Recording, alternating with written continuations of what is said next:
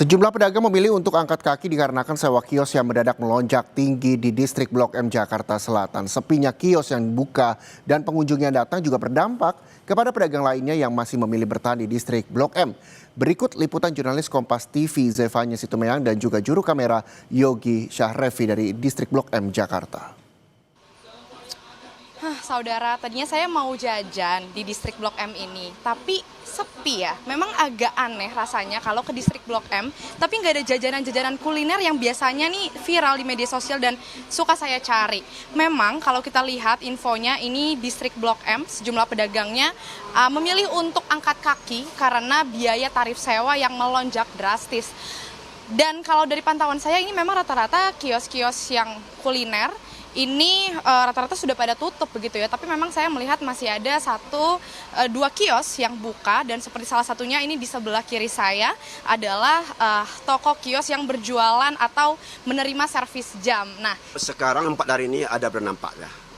Berdampaknya itu ya memang udah sepi, mungkin orang juga bingung loh tahu-tahunya udah tutup kan gitu. Memang terasa bagi kita. Saya berharap kalau bisa orang-orang itu kembali lagi dan cari solusinya dan kompromi baiknya gimana jalan solusinya gitu. Boleh dikasih tahu ini mungkin kalau Bapak sendiri mengalami kenaikan tarif kah untuk kios?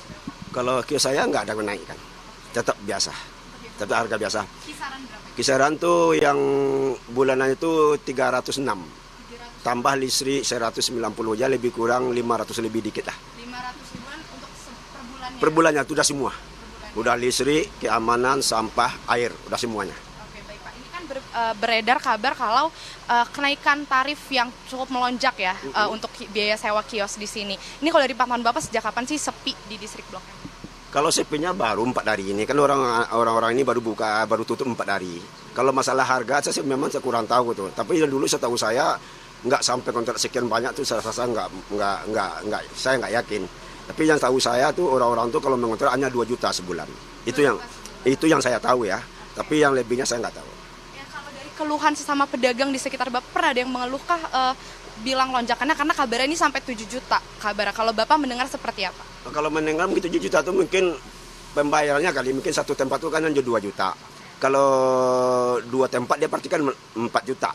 Yang saya ketahui ya, tapi kalau 2 bulan itu jadi 8 juta, mungkin itu kali. Jadi nggak mungkin langsung 2 juta, langsung 7 juta itu enggak. Yang saya ketahui itu ya, sebab dia hanya 1 tempat itu 2 juta. Jadi kalau dia ambil tempat 2, berarti kan 4 juta. Kalau dia 1 bulan nggak bayar, 2 bulan nggak bayar, berarti jatuhnya 8 juta. Oke, baik Pak. Ini kan juga sempat ada info kalau arus listrik juga sempat diputus begitu karena keterlambatan bayar biaya sewa. Ini Bapak juga mengalami kah atau? Waktu itu saya mengalami, tetapi saya langsung tanya kenapa lampu diputusin. Saya bilangin saya udah bayar, udah langsung hidupin itu aja. Oke. Jadi nggak ada masalah. Pokoknya walaupun lampu mati, tapi bagi saya nggak ada masalah. Kenapa nggak masalah? Pas saya datang lampu dihidupin. Berarti kalau boleh tahu ini berdampak nggak sih Pak ke dagangan Bapak juga melihat sekarang ini sepi banget di distrik Blok M? Kalau sekarang 4 hari ini ada berdampak ya.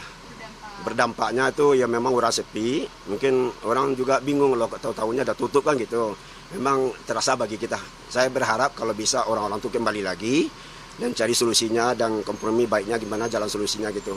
Anung juga sudah menginstruksikan atau memberi pernyataan bahwa apabila ada para pedagang kios yang merasa keberatan dengan kenaikan biaya tarif bisa direlokasi ke Blok M Hub yang ada di lokasinya 1 lantai di bawah distrik Blok M ini. Zevanya Situmeang, Yogi Syahrevi, Kompas TV, Jakarta.